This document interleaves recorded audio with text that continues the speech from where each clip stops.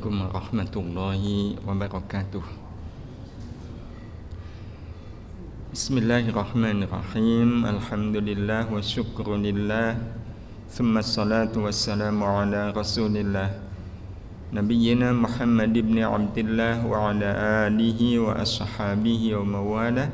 La hawla wa la quwwata illa billah, amma ba'd. Bapak Ibu Jamaah Asar Masjid Salahuddin yang dirahmati Allah, alhamdulillah diberi kesempatan kembali hadir di majlis kita ini, majlis Tazkiyatun Nafas, yang sore ini kita ingin bahas tema bercermin diri di depan hati. Bagaimana kita menjadikan hati kita ini cermin kehidupan, untuk melihat wajah kita di hati itu wajah siapa. Logikanya orang kalau bercermin dia akan menemukan wajah dirinya.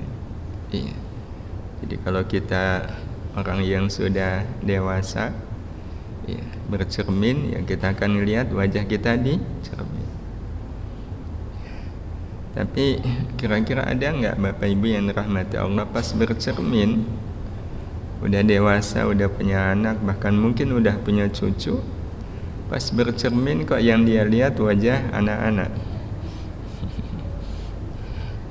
Kalau ini terjadi dalam kenyataan, ada kaget enggak Bapak Ibu?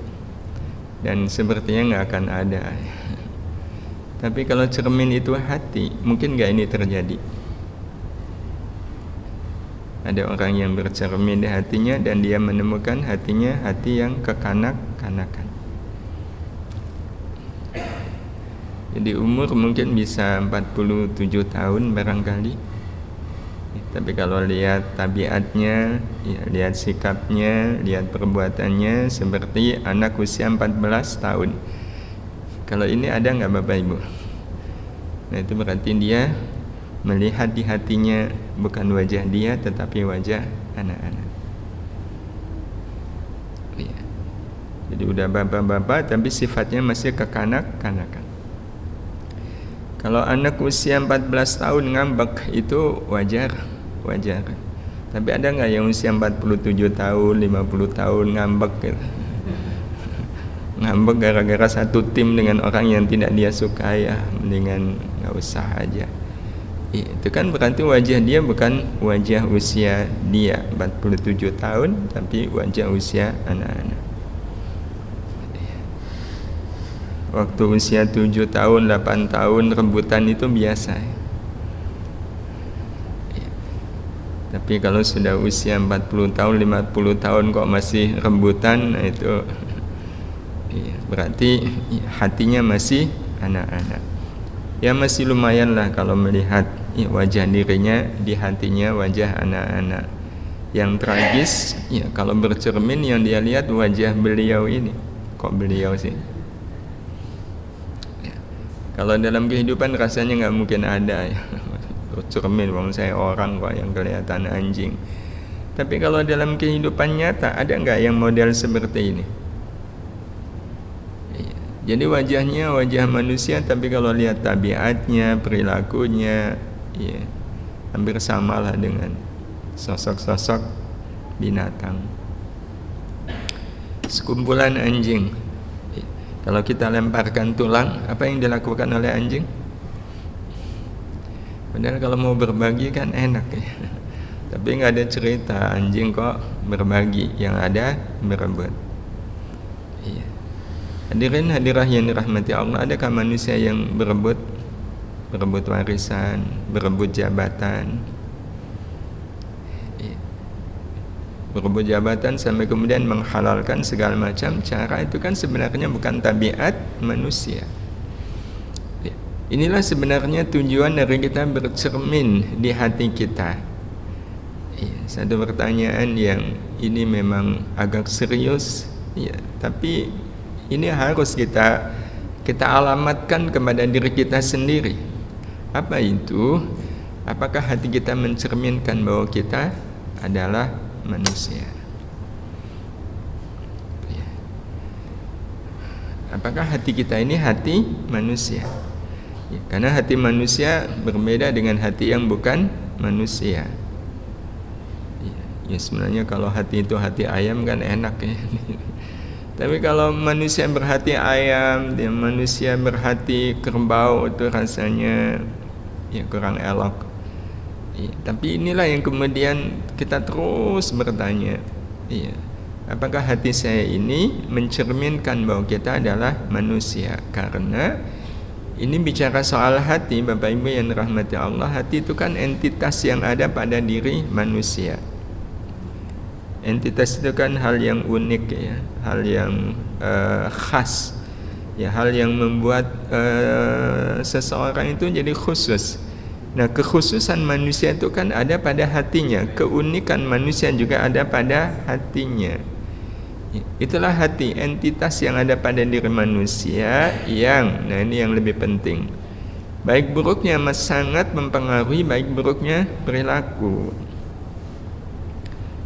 Jadi amat sangat mempengaruhi baik buruknya perilaku, sebagaimana yang dikatakan oleh Nabi kita Muhammad sallallahu alaihi wasallam dalam hadis yang sangat masyhur, ala inna fil jasadi mudghah idza salahat salahal jasadu kulluh wa idza fasadat fasadal jasadu kulluh ala wahyal qalb. Ingatlah bahwa sesungguhnya di dalam diri setiap jasad itu ada segumpal daging, yang kalau segumpal daging itu baik maka baiklah perilaku jasad, dan kalau segumpal daging itu fasad maka akan fasad, rusaklah apa yang dilakukan oleh badan, akan buruklah apa yang dilakukan oleh badan. Berarti memang betul perilaku manusia itu amat sangat ditentukan oleh hatinya. Nah, pertanyaannya sekarang adalah apa yang menjadi ukuran baiknya hati manusia? Apa yang menjadi ukuran? Ya, dan ini menjadi hal yang sangat penting. Beberapa orang kan merasa perlu setiap waktu ngontrol gula darah, ya, ngontrol apalagi tensi, kolesterol. Ya. Nah, sebenarnya ada yang lebih harus dikontrol lagi, yakni keadaan hati. Dan Bapak Ibu yang rahmati Allah, mengontrol keadaan hati itu lebih mudah daripada ngukur asam urat, gula darah. Ya, kalau pakai ngukur asam urat kan siap-siap kena tusuk jarum, ya, ada rasanya. Nah, mengukur keadaan hati manusia itu sebenarnya sangat sederhana, sangat simpel, sangat mudah, yakni apa yang membuat hati bahagia. Ya, apa yang membuat hati kita bahagia, itu yang nanti akan menentukan, ya, seperti apa hati kita. Hati yang jelas baiknya, jelas buruknya, atau tidak jelas baik dan buruknya. Kan ada juga orang yang hatinya itu tengah-tengah, abu-abu. Nah, itu sebenarnya bisa dilihat dari apa yang membuat manusia bahagia. Ya, apa yang membuat, sekali lagi, manusia bahagia. Hadirin hadirah yang dirahmati Allah Subhanahu wa taala, secara umum, ya, ini kita kalau bicara soal apa yang membuat manusia bahagia, saya mohon izin sebentar. Apa yang membuat manusia bahagia?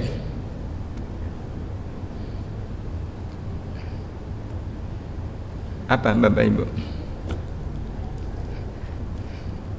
Kalau nggak jawab ini berarti mencurigakan, nggak pernah bahagia hidupnya.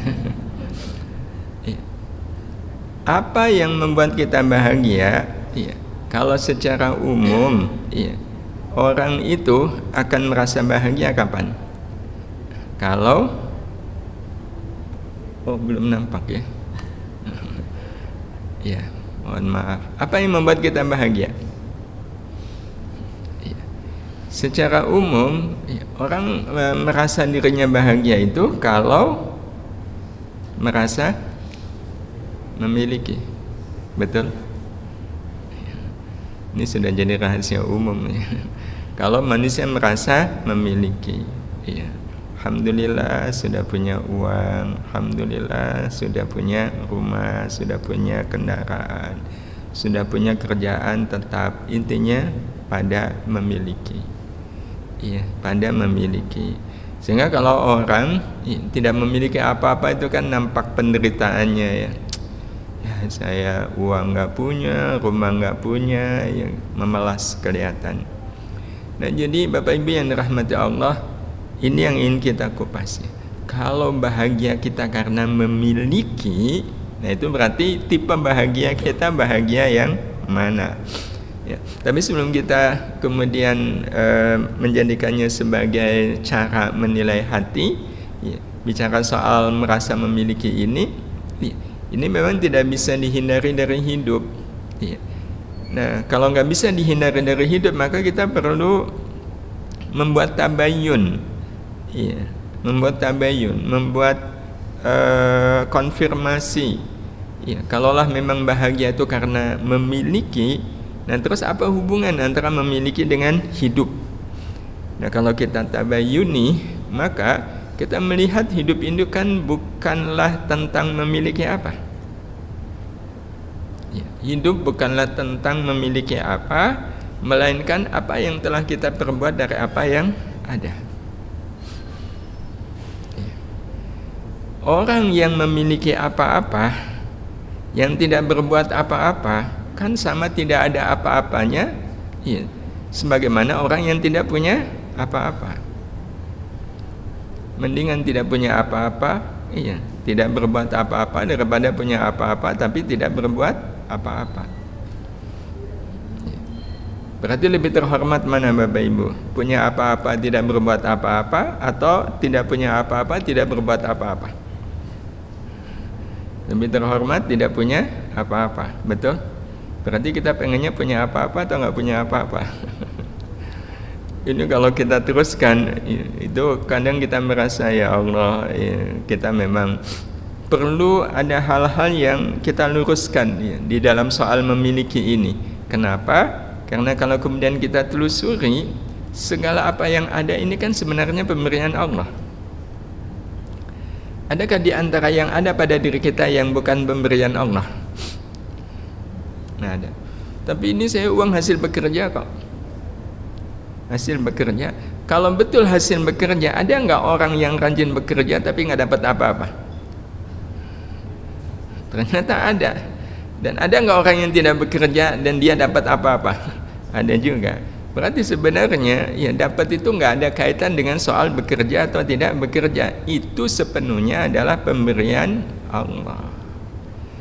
Nah, karena pemberian Allah, maka sebenarnya semua yang ada pada diri kita itu milik siapa? Milik Allah. Ya. Dan bukankah itu juga ditegaskan oleh Allah Subhanahu wa taala secara berulang-ulang? Ya. Kita juga jadi memahami, ya, kenapa Allah mengulang-ulang ayat seperti ini. Ya. Ini menunjukkan berarti ayat ini menjadi fondasi yang sangat kuat dalam hidup kita. Harusnya sangat mempengaruhi hidup kita. Apa ayatnya? Lillahi ma fis samawati wa ma fil ardh. Kepunyaan Allah lah apa saja yang ada di langit dan apa saja yang ada di bumi. Berarti rumah kita itu aslinya rumah milik siapa? Milik Allah. Kendaraan kita milik Allah. Semua kekayaan kita hakikatnya milik Allah. Kita nggak punya apa-apa. Berarti sebenarnya status antara orang kaya dengan orang miskin itu sama nggak? Sama. Sama-sama nggak punya apa-apa. Sama-sama nggak punya apa-apa. Nah, karena itu sebenarnya hidup ini akan lebih ringan kalau punya apa atau nggak punya apa. Tapi yang jelas Bapak Ibu yang dirahmati Allah Subhanahu wa taala, ya, ini nanti kelanjutannya. Masalah serius pasti akan dihadapi oleh siapapun yang merasa memiliki segala apa yang dia inginkan dalam keadaan dia tidak melakukan apa yang Allah inginkan dari segala apa yang ada. Itu pasti akan menjadi masalah serius. Ya. Kalau kita merasa memiliki segala apa yang kita inginkan. Ya. Dan memang dalam hidup ini setiap kita pasti punya keinginan. Yang keinginan itu bisa jadi dipenuhi oleh Allah Subhanahu wa taala.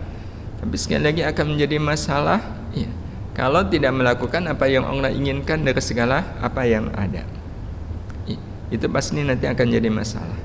Kalau tidak di dunia ya pasti nanti di akhirat. Ya, sebagaimana yang diungkapkan oleh Nabi kita Muhammad sallallahu alaihi wasallam, la tazulu qadama 'abdin yaumal qiyamati hatta yus'ala an arba'. Tidak bergeser ya, dua telapak kaki seorang hamba di padang mahsyar nanti sampai dia ditanya tentang 4 hal. Nah, apa 4 hal itu? Pertama, an umrihi fima afnah. Tentang umurnya, untuk apa dihabiskan. Umur. Setiap kita pasti minta umur ke Allah. Buktinya panjangkan umur kamu. Apa yang menjadi keinginan Allah itu hari ini Allah penuhi nggak Bapak Ibu? Ya, buktinya kita masih punya umur. Kita masih punya umur. Maka ya, kalau berdasarkan apa yang tadi kita sampaikan, umur ini sebenarnya adalah hutang dari Allah yang Allah berikan untuk kita. Yani sejauh mana umur ini kita gunakan ya, untuk sesuatu yang memang diinginkan oleh Allah Subhanahu wa taala. Kalau itu kita gunakan untuk melakukan apa yang Allah inginkan, umur tidak akan jadi masalah bagi kita. Jadi kayak sekarang ini alhamdulillah umur kita pakai untuk ngaji. Ini kan Allah inginkan. Mengaji ini adalah bagian dari yang Allah inginkan. Kan insya Allah kita sudah bahasa lainnya, kita sudah mengembalikan umur ini kepada Allah. Sehingga kita lepas tanggung jawab. Karena sudah kita kembalikan ke Allah. Allah berikan kepada kita, kita kembalikan ke Allah. Udah selesai. Tidak ada tanggung jawab. Cuma masalahnya sehari kan 24 jam. Ini di jam berapa? 15 sampai nanti jam 16 lebih dikit lah. Masalahnya setelah itu, apa yang kita lakukan dengan umur?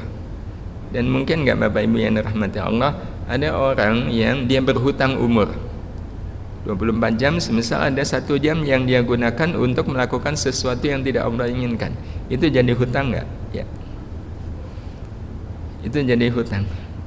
Kalau sehari hutang 1 jam kan bisa dihitung 30 hari berarti udah 30 jam.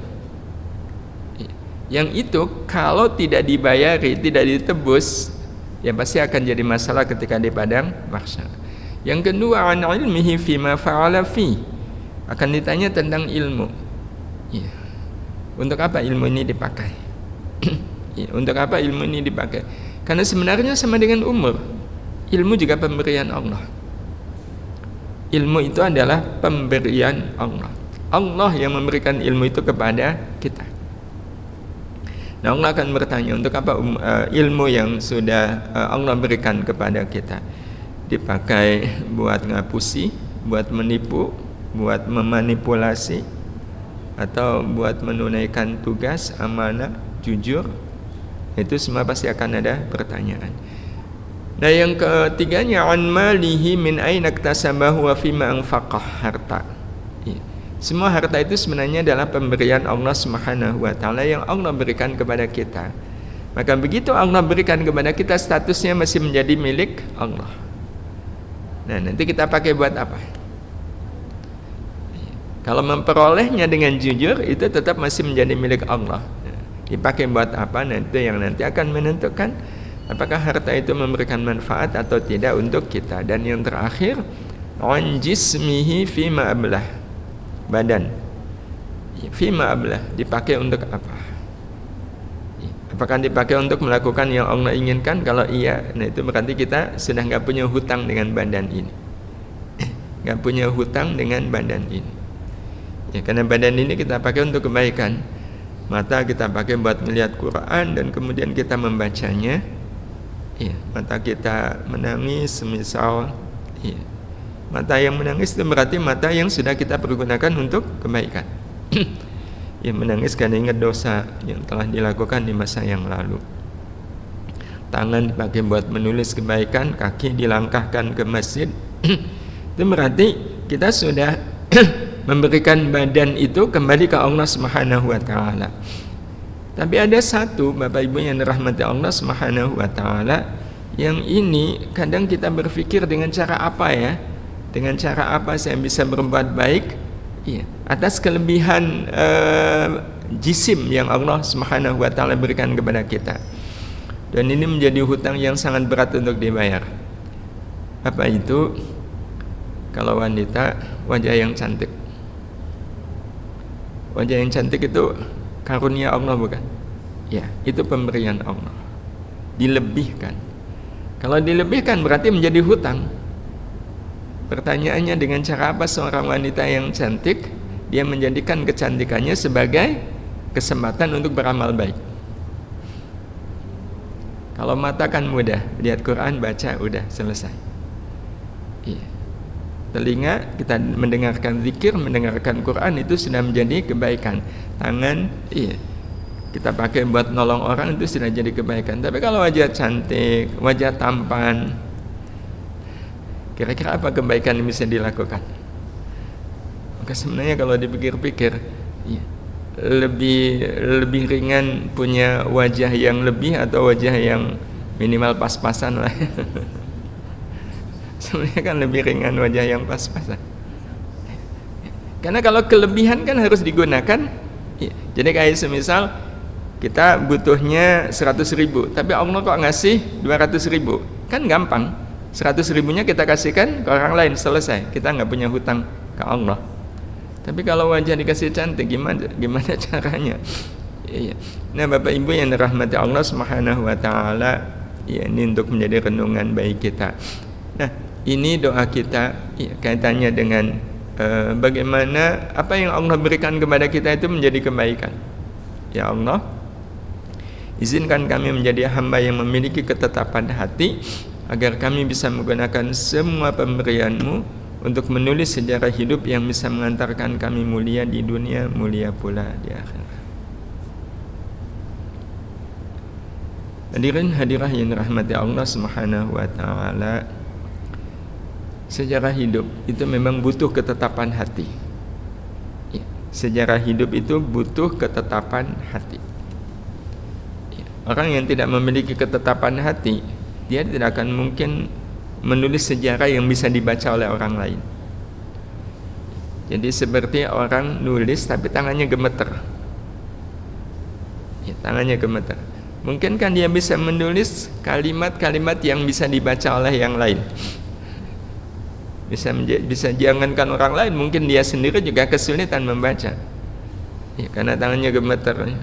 Pengen menulis hati kok ketemunya hantu. Maka begitulah orang kalau tidak memiliki ketetapan hati. Ya muqallibal qulub, tsabbit qulubana ala dinik, itu sebenarnya adalah penjabaran dari doa kepada Allah untuk memiliki ketetapan hati. Dan bicara soal ketetapan hati, Bapak Ibu yang dirahmati Allah, hati kita itu mudah goyah kalau berurusan dengan apa? Berurusan dengan sesuatu yang bisa kita miliki. Kaitannya dengan sesuatu yang kita bisa mengklaim itu milik kita.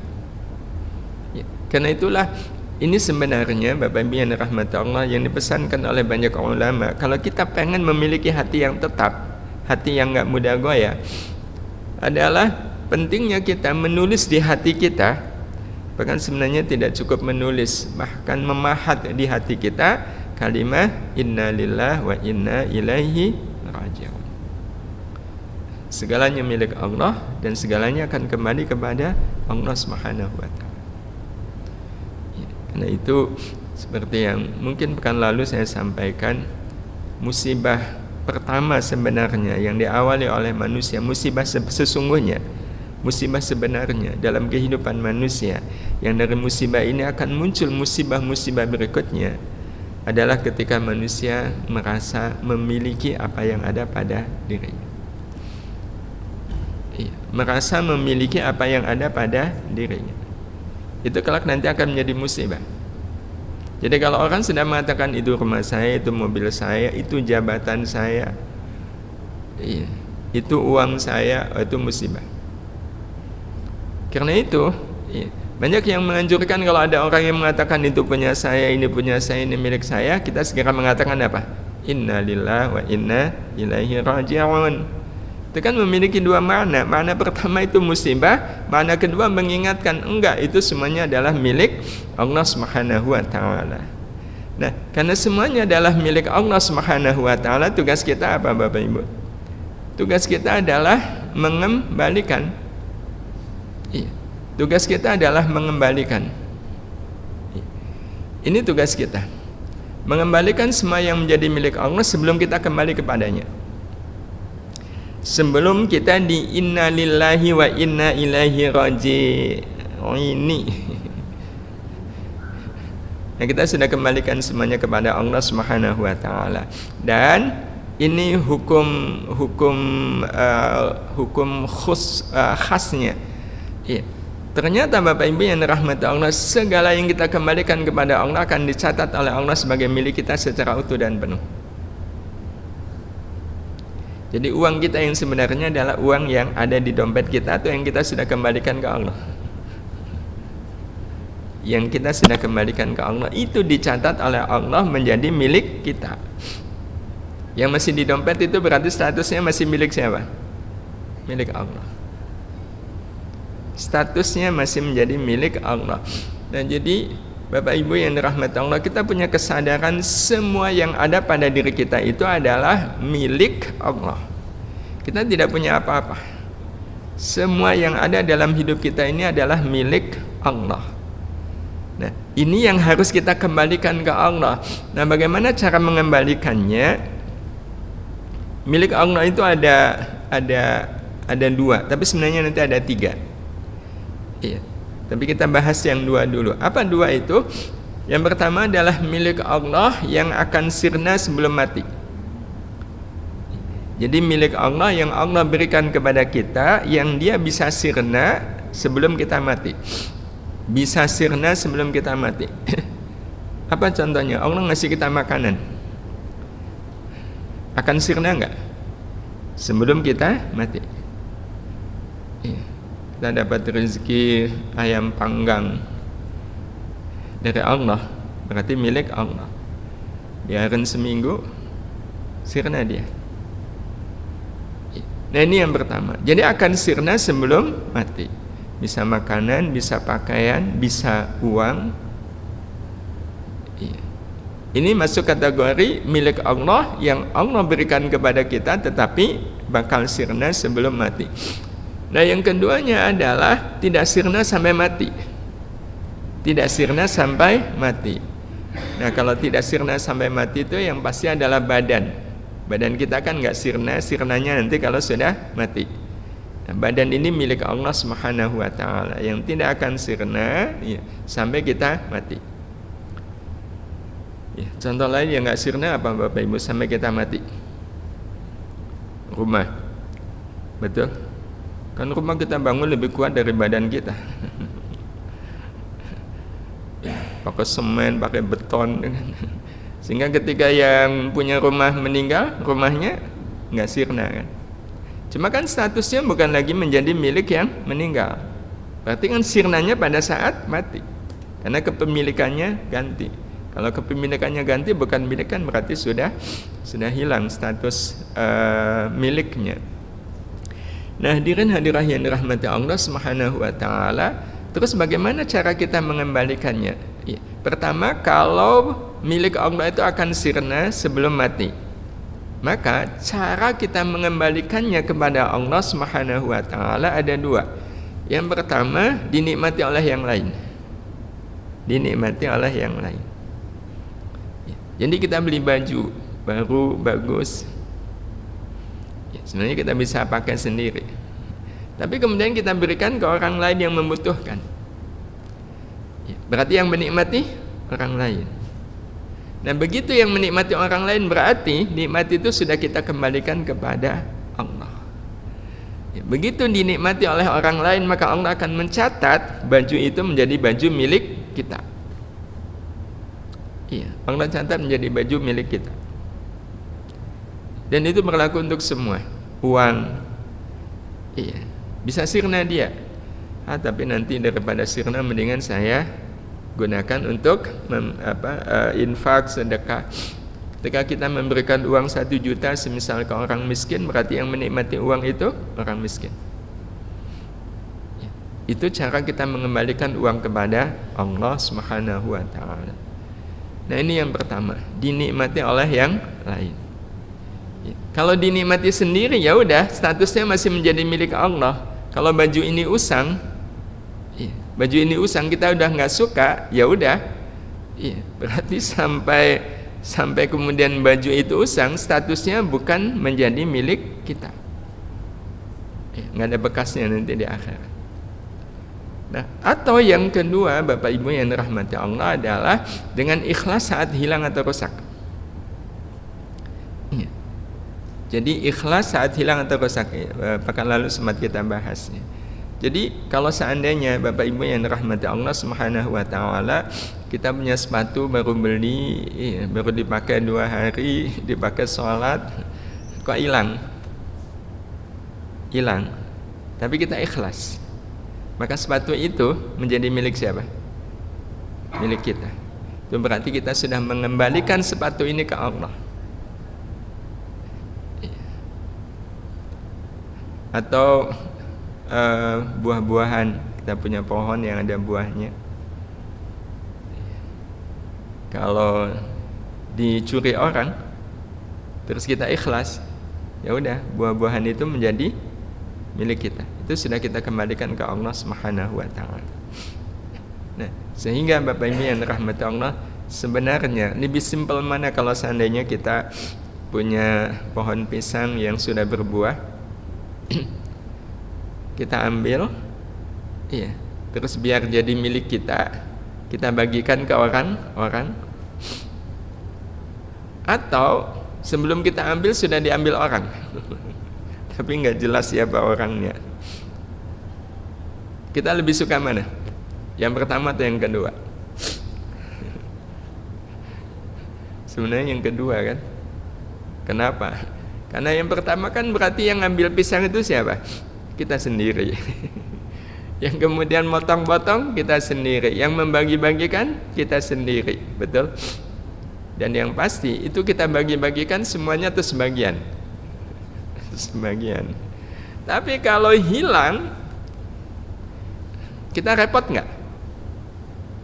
Enggak, sudah ada yang ngambil. Kita nggak perlu membagi-bagikan. Dan yang pasti sebagian atau semuanya? Semuanya. Maka kalau seandainya yang kita punya itu hilang, itu masalah atau berkah?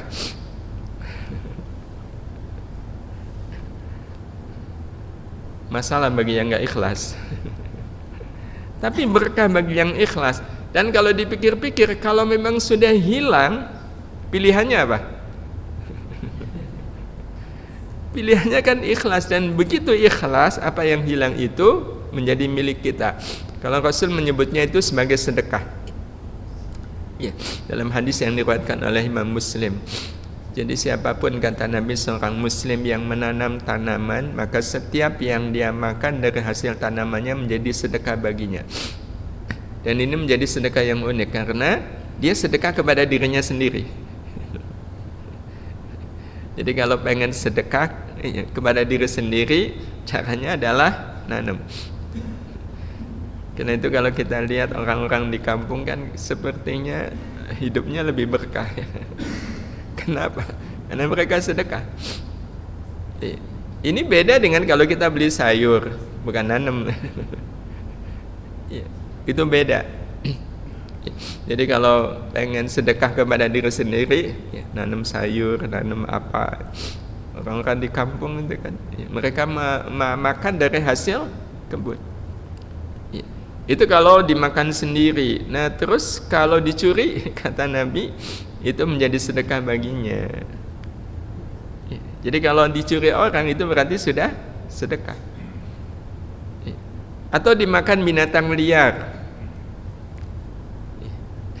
Jadi kalau petani, ya, cuma memang kita sendiri rasanya nggak tega kalau bilangnya sawah gitu ya, padinya dimakan tikus gitu. Terus petani ini ikhlas, maka yang dimakan tikus itu menjadi apa? Sedekah. Nah, cuma kan orang berpikir ya daripada sedekah ke tikus mendingan sedekah ke orang. Tapi kalau kemudian kita melihat tikus itu kan makhluk ciptaan Allah juga. Jadi yang kita lihat bukan tikusnya, tapi lebih karena dia adalah makhluk ciptaan Allah. Yang sebenarnya tikus itu berhak dapat rezeki Allah enggak? Iya. Dan Allah mengambilkan rezeki untuk tikus itu dari sawah kita. Ya, itu sedekah. Ya, termasuk yang dimakan burung itu sedekah. Hadirin hadirah yang dirahmati Allah Subhanahu wa taala, itu cara kita mengembalikan milik Allah ke Allah dari milik Allah yang ada pada diri kita yang akan sirna sebelum mati. Nah, kalau yang tidak sirna sampai mati, cara mengembalikannya dipakai untuk ibadah dan amal salih. Jadi bagaimana badan ini kita gunakan untuk ibadah dan amal salih. Rumah kita pakai untuk ibadah dan amal salih. Kendaraan kita insyaallah awatlah. Ya, duluan yang punya kan almarhumnya daripada kendaraannya semisal gitu. Ya bagaimana kendaraan ini bisa menjadi amal salih. Itu cara mengembalikan nikmat Allah yang tidak akan sirna. Nah, jadi dengan melakukan amal salih. Sebenarnya sih sama, yang akan sirna juga kalau dinikmati oleh orang lain itu sama dengan apa? Amal salih. Ikhlas saat hilang itu kan amal salih. Nah, pertanyaannya, dan ini yang nanti akan menjadi milik Allah yang ketiga, amal salih yang kita lakukan itu aslinya sebenarnya ketika kita baru melakukannya, itu amal salih itu milik siapa Bapak Ibu? Semua amal salih kita hakikatnya milik Allah. Hakikatnya milik Allah. Jadi tadi kita bisa sholat itu, status sholat kita itu masih menjadi milik Allah. Menjadi milik Allah yang Allah berikan kepada kita. Berarti kita harus mengembalikannya kepada Allah agar salat asar tadi menjadi milik kita. Karena yang akan menjadi milik kita adalah yang kita sudah kembalikan kepada Allah. Nah, terus gimana caranya saya mengembalikan amal kepada Allah? Caranya cukup dua, beramal semata karena rahmat Allah. Jadi apapun amal kita itu kita yakini, kita sadari ini saya bisa melakukannya karena rahmat Allah. Tadi saya salat asar itu rahmat Allah. Kalau bukan rahmat Allah nggak mungkin saya bisa salat asar. Jadi tidak kemudian saya kan ahli salat. Wah, bagi saya salat itu harus. Ya karena saya berusaha, karena saya punya kemampuan. Enggak. Jadi betul-betul saya bisa salat ini rahmat Allah. Saya bisa ngaji seperti ini adalah rahmat Allah. Semua yang kita bisa lakukan itu semuanya adalah rahmat Allah. Kenapa bisa sedekah? Ya karena saya kaya. Nah, kalau orang bersedekah karena dia merasa dirinya kaya, maka sedekah itu tetap menjadi milik Allah, bukan menjadi milik dia. Nah, sehingga ketika dia pulang ke akhirat, dia nggak berhak untuk memiliki amal salih itu, karena dia menganggap bahwa saya bisa melakukan amal salih itu karena saya berusaha. Enggak. Di atas semuanya kita punya satu keyakinan, punya satu tekad bahwa yang bisa membuat saya beramal itu adalah rahmat Allah. Bapak Ibu bisa bekerja itu apa? Rahmat Allah. Jadi kalau ada yang bekerja ya karena saya lulusan STAN, makanya saya bisa diterima di pajak. Oh, kalau saya bukan lulusan STAN, semisal ya ada yang punya anggapan begitu, ya udah dia bekerja itu milik Allah. Dia tidak berhak untuk mendapatkan sesuatu dari apa yang dia kerjakan karena dia merasa bahwa ini amal-amal saya. Padahal semua amal sebenarnya adalah milik Allah. Nah, kemudian kita sempurnakan dengan yang kedua, beramal hanya mengharap rahmat Allah. Jadi kalau seandainya Bapak Ibu bekerja dimanapun bekerja biar dapat gaji, maka Bapak Ibu bekerja itu menjadi milik siapa? Milik Allah. Yang menjadi milik Bapak apa? Gaji. Tapi gaji itu juga masih menjadi milik Allah. Gajinya untuk apa? Gajinya untuk sedekah. Iya. Nah, otomatis jadi milik yang sedekah enggak? Belum juga. Kecuali kalau dia sadar bahwa saya sedekah ini karena saya dapat rahmat Allah. Berarti memang semuanya harus kembali kepada rahmat Allah Subhanahu wa taala, dan ini tanda terima yang Allah berikan kepada kita. Ya, tanda terima, bukti bahwa kita memang sudah mengembalikan amal kepada Allah. Itu nanti akan kelihatan. Tanda terimanya adalah akan membuat kita memahami dan merasakan keseluruhan hidup ini adalah rahmat Allah. Keseluruhan hidup ini adalah rahmat Allah. Karena Allah sudah memaklumatkan wa rahmati wasi'at kulla syai'. Rahmatku itu meliputi segala sesuatu. Nah, segala sesuatu dalam hidup ini kan isinya cuma dua. Kalau tidak membuat kita senang, ya membuat kita susah.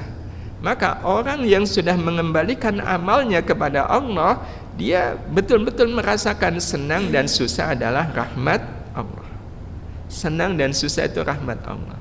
Jadi kalau seandainya dalam hidup ini kita dihina, merasakan ini rahmat Allah, dipuji juga rahmat Allah, itu berarti kita sudah dapat, itu tanda bahwa kita sudah mengembalikan amal ini sepenuhnya ke Allah. Dipuji rahmat Allah, dihina rahmat Allah. Berarti dipuji dan dicaci rasanya sama atau beda? Nah, itu kita yang bisa melihat. Kalau masih merasakan beda, nah itu berarti jangan-jangan kita belum mengembalikan amal kita ke Allah. Jangan-jangan kita belum jujur merasakan bahwa saya bisa beramal itu rahmat Allah, belum jujur untuk menjadikan tujuan dari kita beramal, harapan dari kita beramal adalah rahmat Allah. Jadi betul-betul rahmat Allah. Dan rahmat Allah itu kan adalah kasih sayang Allah yang akan membuat apapun menjadi kebaikan. Sebagai penutup, sekaligus menjadi bahan muhasabah, apakah kita sudah dapat tanda terima bernama rahmat Allah? Ya, karena kita sudah mengembalikan amal ini kepada Allah dengan dua hal tadi. Menyadari bahwa saya beramal ini rahmat Allah dan hanya mengharap rahmat Allah. Caranya sederhana. Ini kan Jogja lagi darurat sampah. Tetangga sebelah kok membuang sampah ke halaman rumah kita, blek, banyak begini. Pertanyaannya, mangkal atau ikhlas? Kalau mangkal, nah kita coba petani kata orang Jawa. Kalau kita mangkal, kenapa mangkal? Ya kan halaman rumah saya jadi kotor. Baik, kalau itu yang menjadi penyebab mangkal karena halaman saya, rumah saya jadi kotor, pertanyaannya, Bapak, Ibu, kita bisa membersihkan nggak halaman rumah kita yang kotor oleh sampah tetangga? Bisa nggak?